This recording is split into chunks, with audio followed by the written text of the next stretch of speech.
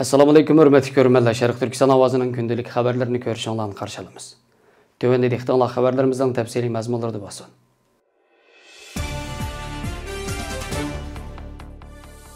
Xitay xəbərdə məlum bolishicha, Xitay atalmış kona ultraq rayonlarni yangilash nomida Uyg'ur mahallalarini vayron qilish qadamini izchil davomlashtirmoqda. Xabarda qayd qilinishicha, atalmış Uyg'ur avtonom rayon doiralari kona ultraq rayonlarni o'zgartirish qadamini texmo tiziltishni planlagan bo'lib, bu yil aprel oyining oxirigacha 135 kona o'ltiraq rayonni chekib o'zgartgan. Sharq Turkistondagi Uyg'ur binokorlik uslubida silingan o'ltiraq rayonlarni o'zgartish yondosh ul aslaha qurilishini Xitoyning 14-5 yillik plan loyihasi kirgizgan. 2021 yili o'ltiraq rayonlardagi 230 ming yurish to'ralg'i, mahalla rayonlaridagi 96 ming yurish to'ralg'ini o'zgartishni planlagan. Atalmış Uyg'ur avtonom rayonlik taraqqiyot va islohot komiteti o'ltiraq rayonlarni chekib o'zgartish suratini tiziltish harakatiga maxsus haydakchilik qilgan. Egilinishçe Xitay rejimi 2020 yılının aldınqı yarımida Uyghur mahallelerine tava bo'lgan 788 o'ltiraq rayondagi 116.300 ailening uyini chekib o'zgartgan. Keyingi yarim yilda yana 1090 o'ltiraq rayondagi 193.400 ailening uyini chekib o'zgartgan. Buningda asosligi 2000 yildan burun silingan o'ltiraq rayon asos qilingan. Kuzatuvchilar Xitoyning bu harakatining jazo lager siyosati bilan mos qadam ijro qilinganligini, asosliq maqsadining Uyg'ur binokorlik uslubida silingan qurilishlarni, shundaqla Uyg'ur mahallalarini vayron qilish ekanligini, ko'chirilganlarni markazlashtirib yerlashtirish orqali texmi unumli nazorat qila oladiganligini bildirishgan. Bulardan sirt egallangan uchurlarga asoslanganda uylar chekib o'tilganlarga nihoyatda oz miqdorda to'lam berilgan bo'lib, Xitoyning Sharq Turkiston xalqini iqtisodiy jihatdan vayron qilish vositalaridan biriga aylanib qolgan.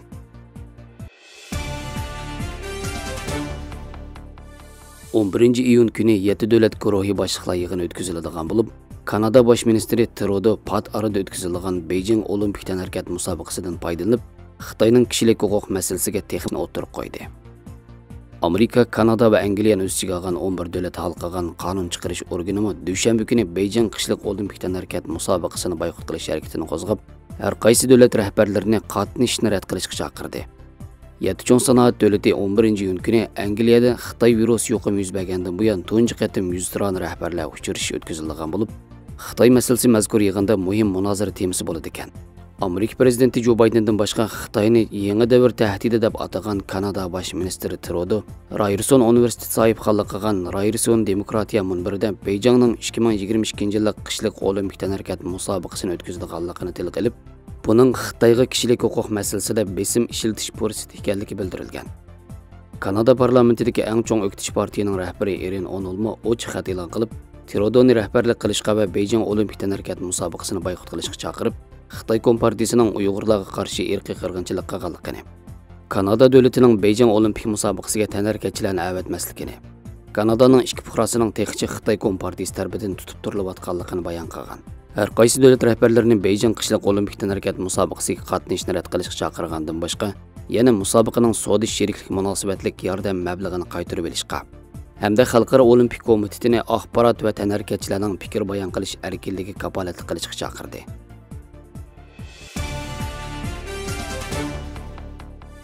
Xitoy hukumatining turli choralar orqali Sharq Turkistondagi tug'ut nisbatini cheklab kelayotganligi ko'p qism kishilarga sir bo'lmasa-mu, bu jarayonda zodi qanchalik nopasning sun'iy holda oz tug'ilganligi izchil noma'lum bo'lib kelgan. Washington shahridagi kommunizm qurbonlari xotir fondining tadqiqotchisi Dr. Adrian Zenizning bu vaqtdagi eng yangi doklati navbatdagi nopas siyosati davom qilsa kelgusidagi 20 yil ichida oz degandimi 4,5 million Uyg'ur bovoqning kam tug'iladiganligi. Buning Xitoy hukumati izchil ijro qilib kelgan Uyg'urlarning nopasini cheklash tadbirining hozircha ma'lum bo'lgan yana bir yuzi ekanligi oydinlashdi. Xitoy hukumati shuncha ko'p dalil isbotlar oldida Uyg'ur qirg'inchiligi degan hodisa butunlay tuhmat deb buni inkor qilayotganda o'tirg'i chiqqan bu doklad Xitoy hukumatining Uyg'ur nopasini kontrol qilishdagi ko'plagan muddaolarni oshkor qildi.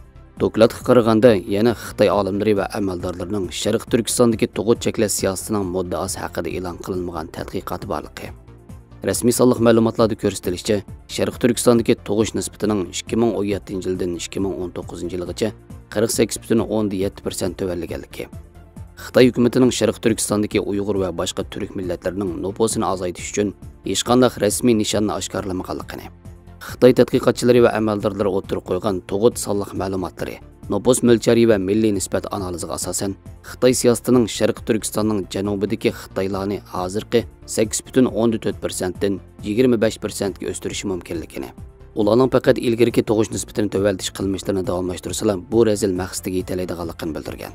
Dokladda alohida o'rin olgan yana bir nuqta Xitoy hukumatining g'oyat zo'r iqtisodiy va siyosiy kuch sarf qilish badaliga atalmish Janubiy Shinjongning nopos qurilmasini a'lolashtirish degan nomda Uyg'ur noposi mutlaq ko'p sonli egallaydigan Tarim vodisidagi Xitoy noposining nisbatini oshirish bo'lgan. Bo'libmi Xitoy hukumatining amaldorlari buningdan 5 yil ilgari atalmish Janubiy Shinjongdagi nopos qurilmasida Uyg'urlar noposining mutlaq ustunligini egallashi odamni cho'chitgidek darajaga yetgan deb oshkora so'rovlarda nutq so'zlagan. Shuningdek bu xil atalmish tangpongsiz bo'lgan nopos qurilmasining millatlarning ittifoq bo'lishi, Xitoy o'rtaq kimligini tonish tushunchasining yuqori ko'tarilishiga eg'ir to'sqinlik qiluvchi omil deb qaragan. Yana bir yoqdan bu xildagi Xitoy noposining oz sonliqni egallab qolishi ijtimoiy muqimlik uchun eg'ir tahdid deb qaralgan.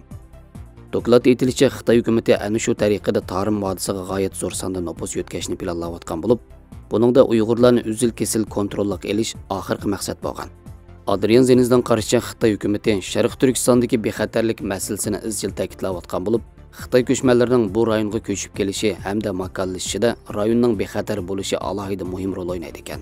Ma'lum bo'lishicha, doktor Adrian Zenizning mazkur doklati ilmiy maqola shaklida yozilgan bo'lib, O'rta Osiyo tadqiqot sohasida noposliq jurnal hisoblanadigan O'rta Osiyo tekshirish tahrir bo'limi tarafidan rasmiy qabul qilingan hamda yaqinda e'lon qilindi ekan.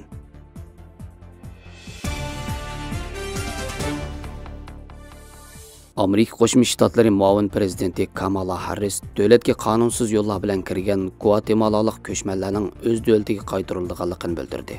Vazifaga o'tirgandan buyon tunji chet el ziyoratini Guatemalaga ishga oshirgan Harris Guatemala Davlat ishlari ministri Alejandro Giamatti tarafidan davlatlik madaniyat sarayida qabul qilindi. Harris bilan Giamatti hay'atlar aro uchrashuvlardan keyin qo'shma axborot e'lon qilish yig'ini o'tkazib, yig'indan buyon borgan-sari zo'rayotgan ko'chmanlar krizisining nihoyat cho'ng masalaga aylanayotganligini ta'kidlab, birlikda harakat qilish kerakligini, insonlarning yashash fursatlariga erishishi va bu fursatlarni boshqa joylarda izlamasligi kerakligini, Guatemala bilan qonunsiz ko'chmanlik, zo'ravonlik va chiriklik masalalari haqida muzokaralarni olib berish uchun ziyoratni ishga oshirganligini eskartish bilan bir vaqtda Amerika Qo'shma Shtatlariga qonunsiz yo'llar bilan keladigan ko'chmanlarning o'z davlatiga qaytarilganligi to'g'riliq ogohlantirgan.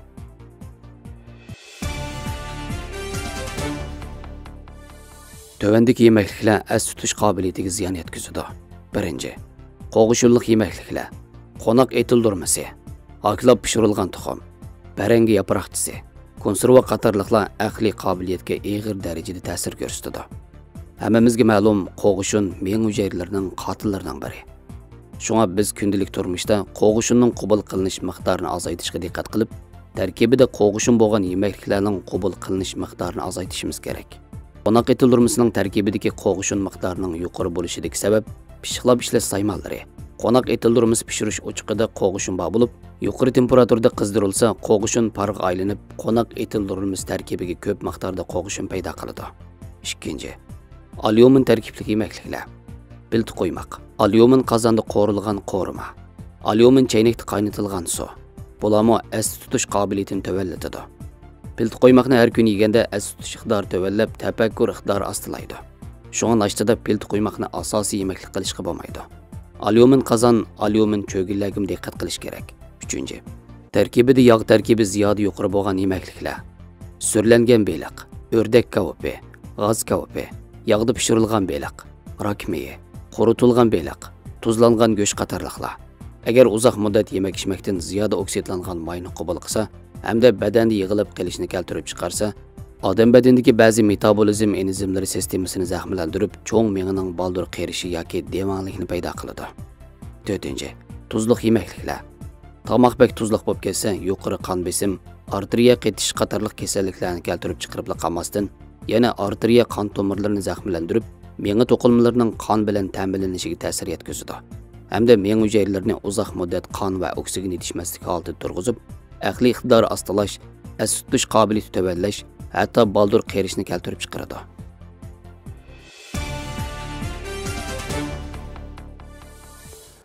Xabarlarimizni ko'ngildan rahmat. Ko'rishguncha omon bo'linglar. Xayr xo'sh, Allohga omonat.